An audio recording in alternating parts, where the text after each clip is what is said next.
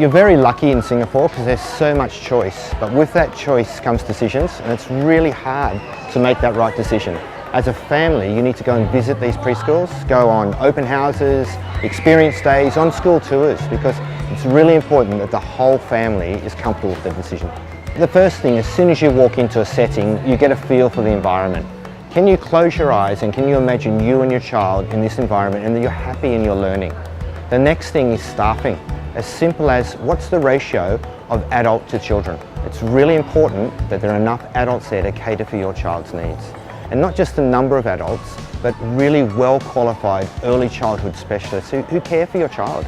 You know, we as early childhood educators, we love and we care for your child, and you should feel that and see that during a tour.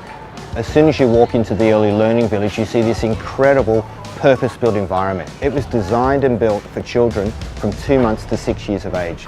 So many opportunities for children to be happy and enjoy their learning in the Early Learning Village. But it's not just the facility, it's the philosophy. 3 words underpin everything we do in the Early Learning Village: love, care, respect.